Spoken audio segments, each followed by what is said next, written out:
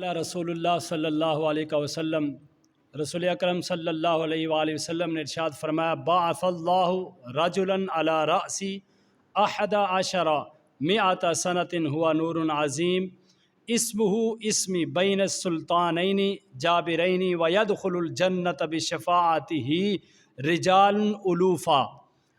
حضور اکرم صلی اللہ علیہ وآلہ وسلم نے ارشاد فرمایا کہ 11ویں صدی کی ابتدا میں ایک ایسے شخص کو بھیجا جائے گا کہ جو نور عظیم ہوگا اور اس کا نام میرے نام کے ساتھ ملتا ہوگا، ہم نام ہوگا، اور اس نے 2 جابر بادشاہوں کا دور پانا ہے، اور اس کی شفاعت سے اللہ ہزاروں لوگوں کو جنت میں داخل فرمائے گا۔ اب یہ کون سی شخصیت ہے جس کی بشارت ہمارے آقا دو جہاں صلی اللہ علیہ وآلہ وسلم ارشاد فرما رہے ہیں؟ وہ شخصیت حضرت مجدد الفسانی شیخ فاروق احمد سرہندی رحمۃ اللہ علیہ کی شخصیت ہیں، جنہوں نے 11ویں صدی کی ابتدا پائی، جس طرح آقا دو جہاں صلی اللہ علیہ وسلم نے ارشاد فرمایا، اور آپ کے ہی دور میں 2 بادشاہوں کا دور گزرا۔ حضرت مجدد الفسانی شیخ فاروق سرہندی رحمۃ اللہ علیہ، آپ کا 28ویں تسلسل سے نسب سے آپ کا سلسلہ جو ملتا ہے حضرت سیدنا فاروق اعظم رضی اللہ تعالی عنہ سے، 28 واسطوں سے آپ کا نسب فاروق اعظم سے جا کر ملتا ہے رضی اللہ تعالی عنہ۔ اور حضرت مجدد الفسانی شیخ فاروق سرہندی رحمۃ اللہ علیہ نے آپ نے اپنے والد گرامی سے ابتدائی تعلیم حاصل کی، بلکہ آپ کے ولادت سے پہلے آپ کے والد گرامی حضرت شیخ عبد الاحد رحمۃ اللہ علیہ فرماتے ہیں کہ میں نے ایک خواب دیکھا، اور خواب میں نے کیا دیکھا کہ تاریک اندھیرا چھایا ہوا ہے، اور سور، خنزیر، دیگر جانور لوگوں کو کھا رہے ہیں، اور میرے سینے سے ایک نور نکلا، اور اس نور سے ایک تخت نکلا، اس تخت پہ میں نے دیکھا ایک شخص بیٹھا ہوا ہے، اور اس کے سامنے ان سب کو بکرے کی طرح ذبح کیا جا رہا ہے، اور ایک آدمی آواز دے رہا تھا، وَقُلْ جَاءَ الْحَقُّ وَزَهَقَ الْبَاطِلُ إِنَّ الْبَاطِلَ كَانَ زَهُوقًا، کہ باطل مٹ گیا، حق آ گیا، باطل مٹ گیا، بے شک باطل کو مٹنا ہی ہے۔ آپ کے والد گرامی فرماتے ہیں کہ اس خواب کی تعبیر اس وقت کے جو ولی کامل تھے حضرت مولانا شاہ کمال کیتلی رحمۃ اللہ علیہ سے میں نے جا کر پوچھی، تو انہوں نے فرمایا کہ اس خواب کی تعبیر یہ ہے کہ اللہ تمہیں ایک ایسا بیٹا عطا فرمائے گا کہ جس کے فیض سے پوری دنیا مستفید ہوگی۔ اور جب حضرت مجدد الفسانی ایام ردات میں تھے تو سخت بیمار ہو گئے، آپ کی والدہ پھر انہی کے پاس لے کر گئی، تو انہوں نے اپنی زبان چسائی اور کہا، مائی آپ پریشان نہ ہونا، بیٹا آپ کا لمبی عمر والا ہوگا اور باعمل عالم ہوگا، اور اس کے فیض پوری دنیا میں پھیلے گا۔ تو حضرت مجدد الفسانی نے ابتدائی تعلیم اپنے والد گرامی سے لی، پھر آپ سیالکوٹ میں تشریف لائے، اور وہاں سے مولانا کمال کاشمیری رحمۃ اللہ علیہ، حضرت مولانا یعقوب رحمۃ اللہ علیہ سے تعلیم حاصل کی، تو 21 سال کی عمر میں آپ فارغ و تحصیل ہوئے، عالم باعمل اور مجدد محدث بن گئے، فاضل بنے۔ اس کے بعد اپنے والد گرامی کے پاس تشریف لے گئے، تو اللہ کے ولیوں کی کسی بھی ولی کی سیرت پڑھ کے دیکھیں، وہ علم حاصل کرنے کے بعد کامل مرشد کی تلاش میں نکلتے ہیں، لیکن مجدد الفسانی شیخ فاروق سرہندی رحمۃ اللہ علیہ وہ شخصیت ہیں جن کی تلاش میں ان کا پیر نکلا۔ حضرت خواجہ باقی باللہ رحمۃ اللہ علیہ نے خواب دیکھا کہ میرے ہاتھ پہ ایک طوطا آ کر بیٹھا ہے اور میں اس کو شکر کھلا رہا ہوں۔ آپ نے اپنے پیر و مرشد سے اس کی تعبیر پوچھی، تو انہوں نے فرمایا کہ آپ کے ہاتھ پر ایک ایسا شخص ہندوستان سے بیعت کرے گا، آپ کا فیض اس کو پہنچے گا اور اس کا فیض پوری دنیا میں پہنچے گا۔ حضرت خواجہ باقی باللہ رحمۃ اللہ علیہ نے جب یہ سنا تو آپ کابل سے پشاور سے ہندوستان کا سفر کیا. کس لیے کیا؟ اس مرید کی تلاش میں کیا. اب جب ہندوستان میں پہنچے، المختصر یہی ہے کہ حضرت مجدد الفسانی پھر وہاں آپ کا جب دور تھا، حضرت خواجہ باقی باللہ رحمۃ اللہ علیہ مشہور ہوئے تو آپ خود تشریف لے گئے اور ان کے ہاتھ پر بیعت کی. بیعت کرنے کے بعد پھر آپ اپنے آبائی علاقے سرہند میں تشریف لے گئے، وہاں دین و تبلیغ شروع کی، قرآن مجید اور حدیث و قرآن و پاک کی تعلیم آگے پھیلاتے رہے، اور ہر انداز سے، قلم کے انداز سے، خطوط کے لحاظ سے، ہر انداز سے آپ نے دین کی تبلیغ کی. اور آج سے 400 سال قبل جلال الدین اکبر بادشاہ کا دور گزرا، اور یہ وہ بادشاہ تھا، اس کی پوری کابینہ ہندو پر مشتمل تھی، اور ان کی فوج کے جو چیف آف کمانڈر تھے وہ سکھ تھا. اور انہی کی کابینہ میں ملا مبارک کے 2 بیٹے ابو الفضل اور فیضی، یہ بھی اس کابینہ میں شامل تھے. اور یہ تھے تو عالم، لیکن یہ عالم نہیں تھے، علماء سو تھے. انہی کی وجہ سے سب سے زیادہ نقصان دین کو پہنچا، اور انہی کا بنیادی مرکزی کردار ادا کیا انہوں نے ان مشیروں اور وزیروں کے ساتھ مل کر.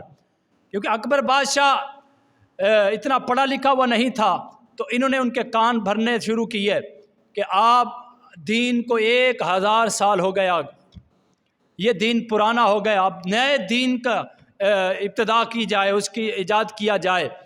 تو اکبر بادشاہ نے اجازت دے دی. پھر یہ جو دین میرے نبی علیہ الصلوۃ والسلام لے کر آئے تھے، انہوں نے ان دین کو چینج کیا. اس دین کا نام دین الہی یعنی دین اکبری رکھا، اور اس دین کے اندر سب کچھ چینج کر دیا. شراب کو، سود کو، اور اسی طرح سور کے گوشت کو جائز قرار دیا، گائے کے ذبیحہ کو حرام قرار دیا، گائے کی تعظیم کو حلال قرار دیا، بادشاہ کو سجدہ تعظیمی حلال قرار دیا. اسی طرح مسجدوں کو مسمار کیا گیا. یہ ہندوستان کی تاریخ میں یہ سب سے بڑے فتنے تھے جو اس وقت ابھر رہے تھے، اور دین کے خلاف دین کو چینج کیا جا رہا تھا. اس وقت بھی حضرت مجدد الفسانی شیخ فاروق سرہندی رحمۃ اللہ علیہ نے فتوے دیے. پھر اکبر بادشاہ وصال ہو گیا، دنیا سے چلا گیا. پھر اس کا بیٹا جہانگیر آیا، اور یہ بھی دین سے ناواقف تھا، اس کو بھی انہوں نے کان بھرنے شروع کر دیے. یہ ملا فیضی اور فضل، ابو فضل، یہ جو ٹکڑوں پر پلنے والے، اور جہاں دیکھتے بادشاہی ہے وہاں ان کی جھولی میں بیٹھ جاتے. یہ فقط اس وقت نہیں تھا، بلکہ آج کے دور میں بھی ایسے علماء سو ہیں کہ جس کا پلڑا بھاری دیکھا اسی کی گود میں بیٹھ گیا، دین کو اپنے انداز سے چینج کر دیا. کیبل پہ بیٹھ کر، انٹرنیٹ پہ بیٹھ کر دین کو اپنے ذہن کے مطابق چلاتے رہے. لیکن آج بھی ایسے علماء سو ہیں، جہاں سو ہیں وہاں علماء حق بھی ہیں. اور انہوں نے اسی طرح جہانگیر کے بھی کان بھرنے شروع کیے.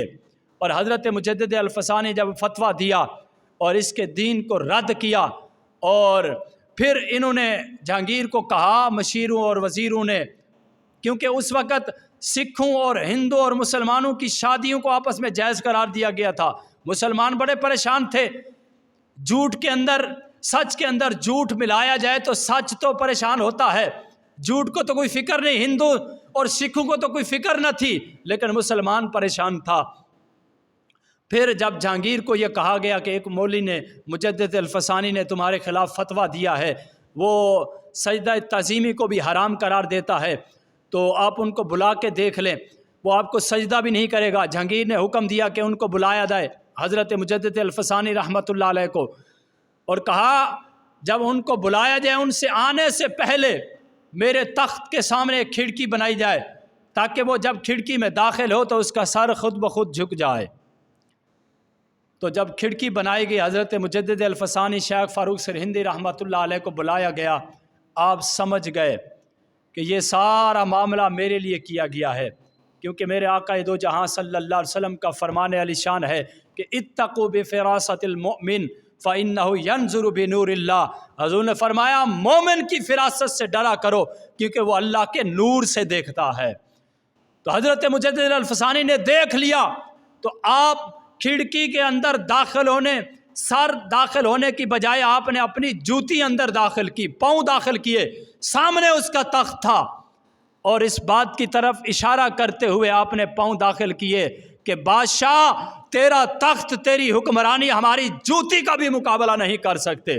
جب اس نے یہ دیکھا تو پھر اس نے حکم دیا کہ اس کو جیل کے اندر داخل کر دیا جائے، قیدی بنا دیا جائے۔ تو گوالہ یار قلعے کے اندر آپ کو قیدی بنا دیا گیا۔ 2 سال آپ قید میں رہے اور سنت یوسفی پر عمل کرتے ہوئے قید میں رہے، وہاں دین کی تبلیغ بھی کرتے رہے۔ جب اذان کا وقت ہوتا اذان پڑھ لیتے، نماز کا وقت ہوتا تو جماعت کھڑی کر لیتے، جہاں کافر تھے وہ مسلمان بن گئے۔ اور حضرت مجدد الفسانی جیل کے اندر بھی اپنی تبلیغ کو جاری اور ساری رکھا۔ جب کچھ عرصہ گزرا تو جہانگیر بیمار ہو گیا، بڑا علاج کیا طبیبوں نے، ڈاکٹروں نے، لیکن وہ صحیح نہیں ہو رہا تھا۔ کسی نے اس کے کان میں کہا کہ اگر مجدد الفسانی تیرے لیے دعا کریں تو تمہیں اللہ شفا عطا کر دے گا۔ اب اس نے حکم نامہ جاری کیا کہ مجدد الفسانی کو رہا کیا جائے۔ اب جب سپرنٹینڈنٹ نے آپ کو رہا کرنے کا آرڈر جاری کیا کہ آپ باہر آئیں، تو آپ نے فرمایا میں اس وقت تک باہر نہیں آؤں گا جب تک وہ اسلام نہیں نافذ ہوگا، وہ دین نافذ نہیں ہوگا جو دین میرے آقا دو جہاں صلی اللہ علیہ وآلہ وسلم لے کر آئے۔ وہ دین نافذ نہیں ہوگا، وہ اسلام کا نافذ نہ ہو، وہ اسلام جو اسلام غزوہ احد سے چلا، کربلا سے چلتا ہوا یہاں ہمارے پاس پہنچا۔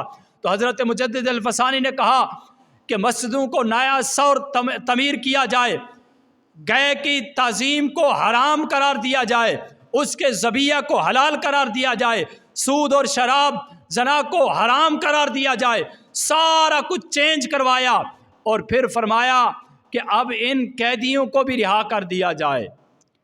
اور حضرت مجدد الفسانی جب باہر آ رہے تھے پھر آپ کے کانوں میں اذانوں کی آوازیں آ رہی تھیں، کہیں سے قرآن پڑھنے کی آواز آ رہی تھی، کہیں سے درود و سلام پڑھنے کی آواز آ رہی تھی۔ جب جیلی باہر آنے لگے، باقی جیل کے اندر جو قیدی تھے، تو سپرنٹینڈنٹ نے کہا حضور یہ تو بڑے مجرم ہیں، ان میں سے کوئی زانی ہے، کوئی شرابی ہے، کوئی چور ہے، کوئی ڈاکو ہے، ان کو رہا کیوں کیا جائے؟ آپ نے فرمایا ان میں سے زانی اور شرابی اور ڈاکو تھے، اب یہ سب اللہ کے ولی بن چکے ہیں۔ مجدد الفسانی کی نظر عنایت سے، نظر سے اللہ نے ان تمام قیدیوں کو ولی بنا دیا، اپنا مقرب بندے بنا دیے۔ حضرت مجدد الفسانی جب باہر آئے، جہانگیر کے پاس پہنچے اور دعا مانگنے لگے تو جہانگیر کو کہا تم بھی اپنی اللہ کی بارگاہ میں دعا مانگو اور رو کر مانگو۔ اس نے کہا مجھے رونا نہیں آتا۔ آپ نے فرمایا رونا نہیں آتا، رونے والا انداز اپنا لو۔ اب حضرت مجدد الفسانی نے دعا مانگی، اللہ نے آسمان سے شفاعت کو نازل فرمایا۔ شفاعت جب نازل ہوئی، جہانگیر بادشاہ ٹھیک ہو گیا۔ اب حضرت مجدد الفسانی کا یہ فائز تھا کہ ان کا بیٹا شاہ جہان، جب اس کا وصال ہوا تو شاہ جہان تخت پر آیا اور اس کے لیے تخت طاؤس بنایا گیا۔ اور جب آپ تخت طاؤس پر بیٹھے تو پانی منگوایا۔ جس نے تخت بنوایا تھا اس نے پوچھا حضور پانی کیا کرنا ہے؟ آپ نے فرمایا میں نے وضو کرنا ہے، وضو کرنا ہے۔ اس نے کہا یہ تخت ایسا ہے کہ اس پر اگر پانی بہا دیا جائے اس کی خوبصورتی ختم ہو جائے گی۔ تو بادشاہ نے، شاہ جہان نے کہا تخت بنانے والے کو کہ تیرا تخت بنانا کام تھا، اس کو استعمال کرنا ہمارا کام ہے۔ اب آپ نے تخت کی ابتدا اللہ کے سجدے سے کی۔ آپ نے 2 رکعت نفل پڑھے۔ لوگوں نے پوچھا حضور نماز کا تو وقت ہے ہی نہیں۔ تو شاہ جہان کہنے لگا نماز کا وقت تو نہیں ہے، لیکن جب میں اس تخت پر بیٹھا ہوں تو مجھے فرعون کا دور یاد آ گیا کہ جب فرعون بھی تخت پر بیٹھا تھا اس نے کہا تھا انا ربکم الاعلی، کہ میں رب ہوں سب سے بڑا۔ تو میں اس تخت کی ابتدا اللہ کے سجدے سے کرتا ہوں، اور سجدے میں سر رکھ کر کہا سبحان ربی الاعلی، وہ پاک ذات سب سے اعلیٰ ہے۔ تو پتہ چلا جو اپنے رب کو اپنے آپ کو رب کہتا ہے، انا ربکم الاعلی، یہ کہنا یزیدیوں اور فرعونیوں کا کام ہے، اور رب کی بارگاہ میں جھک جانا یہ اللہ کے مقرب بندوں کا کام ہے۔ یہ سب کچھ تخت کی ابتدا 2 رکعت نفل پڑھنے سے کیوں یہ چینج آئی؟ یہ سارا فیضان حضرت مجدد الفسانی شیخ فاروق سندھی رحمۃ اللہ علیہ کا تھا۔ اور پھر آپ کا بیٹا عالمگیر، اورنگزیب عالمگیر بھی، وہ بھی جب آئے تخت پر تو انہوں نے بھی دین کی اشاعت کی، اپنے ہاتھ سے قرآن کو لکھا اور اسلام میں دین کی تبلیغ کرتے رہے۔ یہ سارا فیض حضرت مجدد الفسانی کا تھا۔ اگر اکبر بادشاہ کے دور میں، جہانگیر بادشاہ کے دور میں حضرت مجدد الفسانی خانقاہ میں بیٹھے رہتے، اپنے حجرے میں بیٹھے رہتے، تو حالات بدل جاتے۔ دین پر جس طرح ڈاکہ ڈالا جا رہا تھا، دین پہ مختلف انداز پہ ان پر مختلف انداز کے فتنے ابھر رہے تھے، حضرت مجدد الفسانی آپ کی تربت پر لاکھوں اور کروڑوں اللہ کی رحمتیں ہوں، آپ نے قلم کی روشنائی سے اور شہیدوں کے خون کی طرح اسلام کو شرداب بنایا، اسلام کو ہرا بھرا بنایا، اسلام کے باغ کو پھر سے تر و تازہ کر دیا تھا۔ اللہ آپ کی تربت پر لاکھوں کروڑوں رحمتیں نازل فرمائے۔ تو اس لیے مجدد الفسانی نے قیامت تک حجروں میں بیٹھنے والوں کو یہ سبق دیا ہے کہ جب دین پہ آنچ آئے، اسلام پہ مشکل وقت آئے، تو پھر اس وقت حجروں میں نہ بیٹھنا، بلکہ حجروں سے نکل کر وقت کے فرعونوں سے مقابلہ کرنا، یہ اللہ اور اس کے رسول کی سنت، اللہ کے رسول کی سنت ہے۔ تو حضرت مجدد الفسانی شیخ فاروق سندھی رحمۃ اللہ علیہ کا یہ فیض تھا کہ آج جو ہماری مسجد میں اذانیں ہو رہی ہیں، ہم پرسکون نمازیں پڑھ رہے ہیں، یہ انہی کا فیض ہے۔ اور یہاں تک کہ جب جہانگیر بادشاہ کا دور تھا تو اس کی بیوی جس سے آپ بڑی محبت کرتے تھے، جہانگیر بادشاہ، اور وہ اہل تشیع تھی، اس نے ایران سے بڑے مجتہد بلائے، علماء بلائے، اور صحابہ پر طعنہ تشنیع کرنے لگے۔ جب حضرت مجدد الفسانی کو پتہ چلا تو فاروق اعظم رضی اللہ تعالیٰ عنہ کا خون جو ہے وہ جوش میں آیا، اور آپ جہانگیر کے پاس گئے اور اس کو کہنے لگے کہ تیرے دور کے اندر، تیری اس ریا کے اندر صحابہ پر طعنہ تشنیع کیا جا رہا ہے، کیونکہ اس وقت جو مجتہد تھا اس نے کتاب لکھی تھی کہ میں اپنی عمر سے اس لیے بیزار ہوں کہ اس کا نام عمر ہے۔ جب جہانگیر نے بلایا اور اس سے پوچھا اور اس نے اصرار کیا ہاں میں نے یہ لکھا ہے، تو حضرت جہانگیر بادشاہ نے اپنی تلوار اٹھائی اور اس کو قتل کرنے کے لیے اٹھے، تو درمیان میں اس کی بیوی آ گئی، کہنے لگی یہ میرا مقتدا ہے، پیشوا ہے، امام ہے، اب اس کو قتل کرنے لگے ہیں۔ تو جہانگیر بادشاہ نے کہا پیچھے ہٹ جا، میں نے تمہیں اپنی جان دی ہے، ایمان نہیں دیا، ایمان میں نے اپنا سپرد حضرت مجدد الفسانی کے پاس کیا ہے، وہ میرے پیر و مرشد ہیں۔ آپ نے پھر اس تلوار سے اس کے 2 ٹکڑے کر دیے اور قیامت تک بتا دیا کہ جو صحابہ کی ذات پر طعنہ تشنیع کرے گا میرے دور کے اندر وہ بچے گا نہیں۔ تو حضرت جہانگیر بادشاہ نے کیا کہا اپنی بیوی کو کہ میں نے تجھے جان دی ہے، ایمان نہیں دیا۔ یہ ہمارے لیے سبق آموز جملہ ہے، کیونکہ آج ہم بھی اپنی پارٹیوں کے پیچھے پڑے رہتے ہیں۔ اس لیے میں آپ کو کہتا ہوں کہ جس پارٹی کا مرضی ساتھ دیں، لیکن جب اسلام اور ناموس رسالت کی بات آئے تو پھر اس پارٹی اپنے قید کو جوتے کے نوک پہ رکھنا ہے۔ کہا تیرا ساتھ دینا اور ہے، یہاں ایمان کا مسئلہ ہے، ہمارا ایمان اللہ اور اس کے سپرد، اللہ اور اس کے رسول کے ساتھ ہوگا۔ اس لیے یہ ہمارے لیے ایک فکر انگیز بات ہے کہ ہم اپنے ایمان کی حفاظت کریں۔ یہ ازل سے یہ فتنے اٹھتے رہے اور اللہ اس فتنوں کے مقابلے میں اپنے برگزیدہ لوگوں کو بھیجتا رہا۔ اسی طرح حضرت مجدد الفسانی شیخ فاروق سرہندی رحمۃ اللہ علیہ نے ان 2 بادشاہوں سے ٹکر لے کر بتا دیا کہ لوگوں اگر زندگی اور آخرت بہتر چاہتے ہو تو پھر اسلام کے ساتھ وابستہ ہو جاؤ، دین کے ساتھ وابستہ ہو جاؤ۔ آج بھی انسان اپنے زندگی کو دین سے وابستہ کر لے، اسلام کے سانچے میں ڈھال کر اپنی زندگی گزارے، خدا کی قسم اسلام اپنی پاور رکھتا ہے۔ آج اسلام شام ہوتی ہے تمہارے دروازے پر دستک دیتا ہے، صبح ہوتی ہے پھر بھی اسلام دستک دیتا ہے، کہتا ہے لوگوں میں اسلام ہوں، مجھے اپنے گھر میں جگہ دے دو، مجھے اپنے گھر میں رکھ لو۔ یہ میں اسلام جو غزوہ بدر سے چلا ہوں، خندق سے چلا ہوں، میں نے بڑے بڑے لوگوں کی شہادت میرے اندر محفوظ ہے، میرے بڑے لوگوں نے اپنی قربانیاں دی، میں وہ اسلام ہوں جو کربلا سے چلتا ہوا تمہارے پاس آیا ہوں۔ دوستو اگر آج ہم نے اسلام کو اپنے گھر میں جگہ دے دی تو قیامت کے دن یہ شہادت دے گا کہ اس نے میرے ساتھ وابستہ ہو کے زندگی گزاری ہے۔ اگر خدا نہ خواستہ یہی اسلام قیامت کے دن اللہ کی بارگاہ میں ہمارے خلاف بولا تو بتاؤ اس کی ندامت اللہ اور اس کے رسول کی بارگاہ میں کتنی شرمندگی ہوگی۔ اور یہ زندگی کے چند لمحے ہیں، یہ کل بھی جان جا سکتی ہے، ابھی بھی جا سکتی ہے، کیوں نہ ہو باقی جو حصہ بچا ہے زندگی کا وہ اللہ اور اس کے رسول کی اتباع میں گزاریں، اسلام سے وابستہ ہو کے گزاریں، دین کے ساتھ اٹیچ ہو کے گزاریں۔ اللہ ہم سب کو مجدد الفسانی شیخ فاروق سرہندی رحمۃ اللہ علیہ کی تعلیمات پر عمل کر کے اپنی زندگی کو گزارنے کی توفیق عطا فرمائے اور ان کا فیض ہمارے گھروں میں ہمارے دلوں میں جاری اور ساری فرمائے۔ آخر دعویٰ ان الحمدللہ رب العالمین۔